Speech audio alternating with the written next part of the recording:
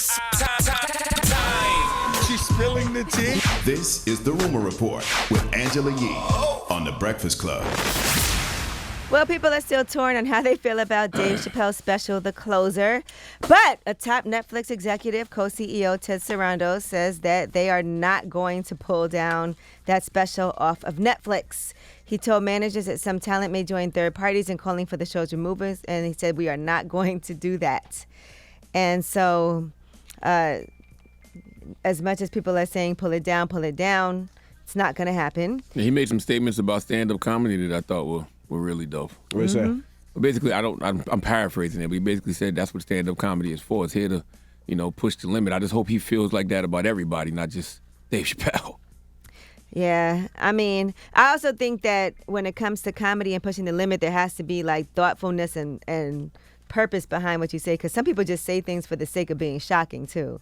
And if it's not funny and it's not thoughtful, then it doesn't work. No, even if it's funny and thoughtful, it can still offend. And I mean, you just and it still can offend. But I think that if it's based in something, and it's gonna still be divisive, right? And Flame Monroe was actually on Don Lemon, and here's what she had to say about Dave Chappelle. And I think that he has opened up an opportunity for us to come to the table and have real conversations, Don, about this. The problem is we keep sending disgruntled, angry people with their fist balled up and they face with an attitude to come to the table. If you come to the table already with an attitude, you will never hear what I'm saying, and I will never hear what you're saying. If we don't take the time to have real conversations with real people in the community that represent, you can't come with an already agenda. So we can let down the smoke screen between us and them, so there will just be an us. He pretty much said that we are so much more alike than we are different, and I'm telling you, you hear what you want to hear. Drop on the clues bombs for Flame Monroe. That's why I love Flame. Flame is always down to have a conversation, a dialogue, so we can get to a place of understanding. That's why Flame's podcast is appropriately called Laugh and Learn, and it's available on the Black Effect iHeartRadio podcast network. Thank you. All right, now, as far as there was some other people who were speaking out, and the family of Daphne, who is the LGBTQ person that Dave Chappelle addresses in The Closer. He refers to Daphne, who killed herself while under attack for sticking up for Dave Chappelle over some of his earlier things that he had to say about the trans community. Here is actually what Dave Chappelle had to say on The Closer about Daphne. One of the coolest people I ever met was a transgender woman, lived in San Francisco. Daphne Dworman is her name. I would do 18 shows in the Bay, and she would be there, a white trans woman, laughing loud and hard at everything I said, especially the trans jokes. And one night after one of the shows, I met her. Turns out it was her dream to be a comedian, and I was her hero. It's very moving. I could not dislike somebody that felt that way about me. We became fast friends. And when I made that special Sticks and Stones, right as it was coming out, I happened to be in San Francisco and I wanted to do a show, but I needed an opening act. So I called her on the phone and she was like, yeah. All right, in addition, here is what Dave Chappelle had to say about Daphne actually taking her own life. When Sticks and Stones came out, a lot of people in the trans community were furious with me. And the hardest thing for a person to do is go against their tribe. But Daphne did that for me. And when she did that, the trans community dragged that bitch all over Twitter. But 6 days after that wonderful night I described to you, my friend Daphne killed herself. I don't know if it was them dragging her, I don't know what's going on in her life, but I bet dragging her didn't help. This is a good conversation.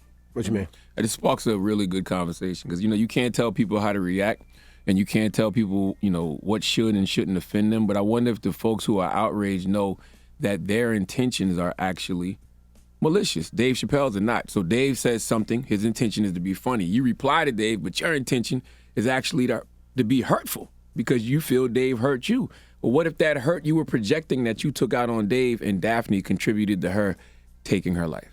Now, Daphne's sisters have since defended Dave Chappelle.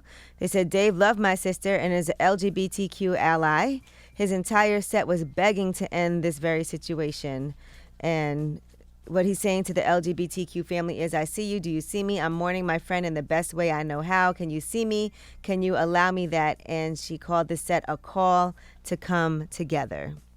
And according to, other messages, Becky, who is Daphne's sister, also said she did not find his jokes rude, crude, off-coloring, off-putting, anything. She thought his jokes were funny. And Daphne understood humor and comedy. She was not offended. Why would her family be offended? So that is the family speaking out. Has anyone from the trans community responded to, possibly that rhetoric, pushing Daphne over the edge? Her being, Now, I haven't seen people address that specifically, but I did see that Netflix has suspended 3 employees, and those 3 employees did crash a meeting of its top executives, including a trans person who criticized the Dave Chappelle special. Tara Field, a senior software engineer based in San Francisco, was among those who were suspended for crashing this meeting. Field identifies as queer and trans and had actually done a series of posts on Twitter saying, I work at Netflix. Yesterday we launched another Chappelle special where he attacks the trans community and at the very validity of transness, all while trying to pit us against other marginalized groups. You're going to hear a lot of talk about offense. We are not offended. Being trans is actually pretty funny if you're someone who actually knows about the subject matter, and goes on to discuss the reasons why she is offended.